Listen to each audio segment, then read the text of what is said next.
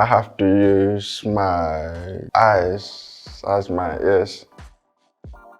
Hearing people don't understand that is where deaf people's strength lies. And because my abusers were mostly women, and I was pretty much raised by women. A deaf man has taught me to listen better, and I'm very grateful for it, so thank you. Welcome to Secrets Worth Sharing, a series all about having better, more approachable conversations about child sexual abuse. This episode is specifically about deafness and CPTSD, and for that, I am joined by Sabian. Hi, I'm Sabian. I'm a deaf entrepreneur. I'm a founder of Deaf Hands. We work on creating artificial intelligence and augmented reality to help advance deaf communities in the future. As a hearing person, the two of us have very different experiences of child sexual abuse, and this episode will run with us comparing and contrasting in a lot of those ways. So it's going to be a little bit different to our usual episodes, but we hope you enjoy. I first got my hearing age at 11. Yeah, so up until that time, I was known as what's called hard of hearing. In the black community, that means you're stubborn, not deaf. So I had to get a lot of difficulties coming up, adjusting to my deafness and just hard of hearing. When I turned 11, my mum took me to the hospital and she finally accepted that I needed to get a hearing aid, stuff. But up until that time, there were so many different experiments, have like candles wax put in my ears, they'd put a Chinese candle wax and try and pop your ears and be like, maybe there's crayon stuck in his ears or something like that. I had to literally fully accept that I was deaf, but it was hard to accept that because it didn't feel like the people around me had accepted my deafness. So for a long time, I wasn't really able to adapt or make that transition from being a boy who wasn't wearing a hearing aid to a boy who's wearing hearing aids. I wasn't introduced to the deaf community. I didn't learn sign language or anything like that. So I found myself pretty isolated. One of the things you've talked about before is concentration fatigue, and this I found fascinating. Right, so concentration fatigue is the result of your brain having to focus on something for an extended period of time. If I'm out with a lot of people, I have to use my eyes as my ears. I have to watch your body language, watch your face and stuff, so you probably notice I'm not looking at you all the time. It's kind of like, I pick up so much when I'm watching people's faces, But concentration fatigue is basically the result of having to concentrate a lot harder than a hearing person would have to. One thing I'd love to chat with you about is the difference between a hearing person's experience of child sex abuse and a deaf person's experience. And obviously we can only talk for ourselves, but I think it'd be a really interesting comparison. When I've heard a lot of people speak about their sexual abuse, as obviously being a hearing person, much of it can revolve around what they heard and what was said and all that stuff. As someone who's wondered that if I ever went to the police or anything like that, they were ask what was said, obviously what was done, but then how can I corroborate if I can't hear what was said to me and all that kind of thing. For me, a lot of my abuse was physical and stuff. It was dictated, action that I needed to do to someone in a sense. There was physical ramification for not doing that, if that makes sense. So there was a lot of frustration because I'm not sure if they knew I was deaf, because back then I was still seen as hard of hearing, so to speak. So it's kind of like a give and take in a way, but for me it was, all I could take from it was what that person did. They were speaking, but I don't remember what they said. Understand? I don't have it because I can't recall, and I genuinely believe because I couldn't hear what they were saying. So all I have is the actions of my abuser, and that has always made me feel like if I were to talk about it, I couldn't really prove things. I could only say what is done, but I can't say what was said in the moment. So the things that may have been cues as to this is what they were going to do. So it made me focus a lot more on body language. Seeing the signs of when they were about to try and bring me in and literally avoid them. I became very avoidant as a result of that. I was able to protect myself better, doing that, but it was just different people, and different people had different tells and different quirks, different patterns. So I literally had to learn every pattern, and in some ways it's probably one of the reasons why I hone in on everyone that I speak to.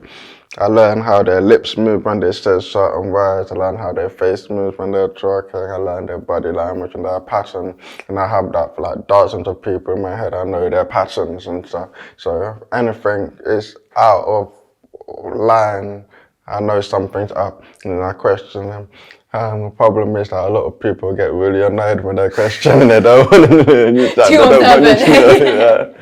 know. So it's like, it's a very fine line to play, because hearing people don't understand that is where deaf people's strength lies. And so, we do pick up on what is not said rather than what is said. And I suppose my abuse kind of pushed me towards that in some ways, I want to seek out predators. I want to seek out people who are lying and kind of thing, and that then kind of helps me in my own way to kind of navigate the world. Sometimes I feel safest when I know I'm in danger. If that makes sense. Well, not really, but I know. What do you mean? Can you say?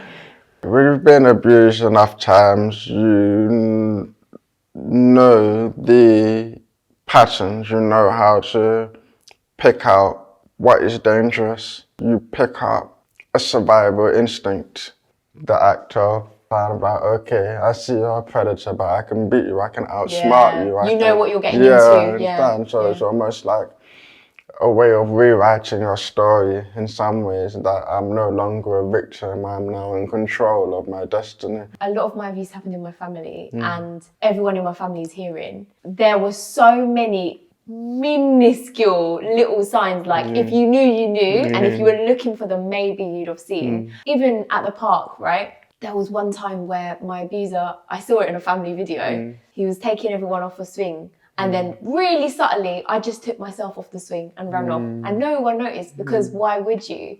But when I hear about your experience and just being able to like clock those tiny little body movements, sometimes I think, I wonder if anyone would have clocked if they weren't a hearing person, We all have intuition, and we all have that, especially as children. We know there's certain adults we don't take a liking to, and all that stuff. Even if we don't know, there's something that tells us that. I feel in the hearing community is not necessarily taught to tap into that. They're taught to tap into what people say and believe what people say, take their word for it, you understand? And that I find hearing people struggle with silence. They spend so long distracting themselves with sound and stuff. You put them in silence and it's like, I don't know what to do. Even at night, I can't do it. I put a podcast on. I can't do it. But why is that? Like, for you, what is your fear in silence? My thoughts. So you fear yourself? I don't know. I find at night time, I want to have one thing to focus on. And if I'm lying in bed and there's no podcast to focus on or something, I'll just be awake with my thinking. And that's at a time where I just want to silence. I find the thoughts that go through our mind to be the most important story of who you are. And I feel like people are afraid of their thoughts because they think that their thoughts make them who they are. All those things you just said, like ticking the box, going to uni, they're all things I did when I was trying to block out the thoughts about my abuse as well. And one of the ways I stopped getting abused was I just used to say, I'm really busy with school. I can't come and stay over at the family member's home. And I then thought, well, I've made this lie, I might as well do the schoolwork. And then it just went from there. So I spent much of my childhood suppressing my experiences as a child, my teen, should I say. I didn't think about anything that happened from 11, before I was 11 years old. I would only think about my life from 16 onwards. Okay. So when I had girlfriends, I'd only talk about from 16 onwards. Anything before then, you never find out anything about it. I think it's because I didn't know how to process it. I didn't like the feelings that came up around it. Because my abusers were mostly women, and I was pretty much raised by women. It's like difficult to deal with because on one side, you know, you're raised to admire women and that stuff, but on the other side is women who kind of broke your trust in some way. It's interesting because I think we've spoken about this. It kind of brought me to questioning like misogyny and how we approach misogyny in society. You know, when we call, you know, men misogynists and those things, and I've always like questioned. I'm like, but if a man was actually hurt by a woman, wouldn't he have a right to be a misogynist or hate women for, you understand? Like, not to say that it's right to do so, but like if someone, if a woman is hurt by a man, you know, she can say, you know, all men are trash or there's, you understand, and no one really bats an eyelid. So it's like, why are we so quick to call men misogynists, but not quick to question what they may have gone through to cause them to think that way, you understand? And I feel like unless we're able to ask those types of questions, then we can't get to a point where men are able to be more open about their feelings and, you understand, maybe heal from that, so that it wasn't all women, it was some women, you understand? I read like a study, it was called She Touched Me, and it was about African American boys and the sheer number of African American boys who had reported being abused by women in their childhood, and how that data had been suppressed in favor of talking about toxic masculinity and all these things. For me, it was difficult to become a misogynist, to be angry against women and stuff, because I had such admiration and respect for the women that I grew up. So it's like an internal conflict between me and his son. I couldn't really allow myself. I find myself to be in a position where I want to protect women more than anything. But I also am in a position where I question what those women went through that caused them to do the same thing to me, you understand? I found out that all the women who abused me were also abused by men when they were younger. How did you find that out? Did they tell you? Some told me, some other people told me when I spoke about it. Difficult because in some ways you have your anger, but in other ways I can say that generational trauma is something that I've always been very passionate about, understanding the intergeneration, like the generation gap between older generation and younger generations, but then also trying to understand generational trauma and how to break it. And if you want to break generational trauma, you have to have those tough conversations and also understand that there's something else going on that you might not know about. And unfortunately, because they weren't taught better, they did what they were taught. And for someone who's abused, unfortunately, your sense of right and wrong becomes skewed. Understand? Your everything about who you are is almost rewired in some ways by that experience. In my case, of course, like hypersexuality, extreme taste sexually, you know, push more toward the BDSM side of life, you know, that kind of thing. Like, you realize that it's about trying to reclaim some part of your story, who you are, you know, that stuff, you know, your power in some ways, that, you know. Until you accept it, you end up being ashamed of it, trying to push it away, and all that, you know, kind of things. And that's the thing, on the point of the abusers being abused, like my abuser was also abused. And whilst I empathise with that a lot because he did it to me, it doesn't make it okay that he's done that. It doesn't, and it's so like, it's a touchy one and it's down, because on one side it's like, okay, I get it, but then why would you do the same to me? If you didn't like it, then why would you do it to someone else, you know? And I find it much more difficult. For me, I have a lot of empathy for people, and sometimes too empathetic in a sense. But underneath that, I have a lot of anger and rage that I need to release, and all that stuff. It's one reason why I started doing that martial arts, Muay Thai, you know, stuff. Trying to control that, because I've always been afraid of letting that go. how far it would go if I did let it go. One of the things that really struck me about your story is my story is very common in the sense that here in person being abused sexually by a man, whereas I think yours is like almost the opposite, right? Like deaf person sexually abused by men and women. And I think a lot of the time that side of things really gets ignored. It's interesting because I think it might be more common than we think. Do you? Yeah. Yeah, I think it might be more common than we think, except men don't talk about what they've gone through in their childhood. To admit that a woman at any point in your life had power over you is almost like handing in your mouth card, being like, yep, I'm not a man kind of thing in some ways. So a man can't heal unless they deal with their demons and the things that pass.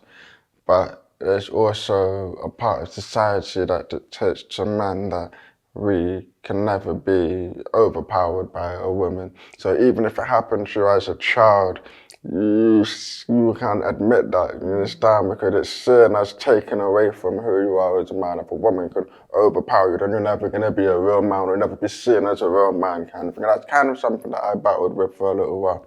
And it kind of manifested in the kind of relationships that I got into in some ways, that I'd be a bit more submissive to my partners in some ways. But it's more about not trying to rock the boat too much. You blame yourself, which I understand. So you feel like, oh, I must have done something to make her do that kind of thing, understand? And that then becomes the behavioral cycle that repeats in a relationship and stuff. So it's only like recently that I kind of realized that I needed to change the dynamic for myself, or reclaim my masculinity. Sometimes I believe that if you're abused by a woman, that feminine energy might come out a bit more. So because of society's expectations of men, we may present that masculine side even more, understand? Because you want to suppress that in order to be, so the bravado comes through, the ego comes through and all that stuff. Have you ever had it when you've told someone about your sexual abuse and they've assumed that it was a man? I know you've had. Oh yeah, definitely. Yeah. Yeah, that's literally, it's almost 9 times out of 10 the assumption is that it's a man. I don't believe there's any kind of real belief in society that a woman can be capable of inflicting that on a child, because mothers, you understand, a woman and mothers, why would we do that to a child kind of thing. But kind of interesting, but having to shake up the paradigm and be like, what is a woman? Nah, you wouldn't understand the disbelief that follows that in that sense. So, yeah. My family is very loud. I come from loud households. Part of it is mostly me, but still. And one thing I'm realizing when I talk to you is, rather than that loudness being a source of listening, it's actually a cause to like drown out the noise, drown out the bad feelings, drown out the badness. And actually very rarely, like even now I've just moved with my partner to the seaside and it's just the two of us, and I'm like, I really don't like this silence, where's the chaos? But actually it does allow you to sit and think a lot more and, as you said, learn who I am. On that, I wanted to kind of move us to some tips for people listening, right? And one thing I think that would be really interesting for you to share, that intuition in body language, when you can really tell if you can trust someone, or what would you like other people to kind of learn from your experience of body language? Wow, that's a loaded question. When it comes to body language, I feel like we're taught that communication is like 85% body language. When you think about it, 10% verbal, 5% verbal language and all that stuff.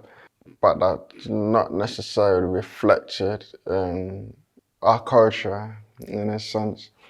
I mean, the people that I know, I watch them. I watch how they respond to different situations. But we spend so much time talking when we're in each other's presence, we don't have the time to watch. Understand? We spend more time listening, spend more time watching the people in your environment, and get used to noticing their quirks and their tics when they're uncomfortable and that stuff, because what then happens is in the silence you know when someone is feeling uncomfortable, you know when someone needs a hug, you know when someone needs support, you know when someone needs distraction, you understand, because you're in that silence with them, and so much more is communicated in the silence than there is in the hearing world or in the sound.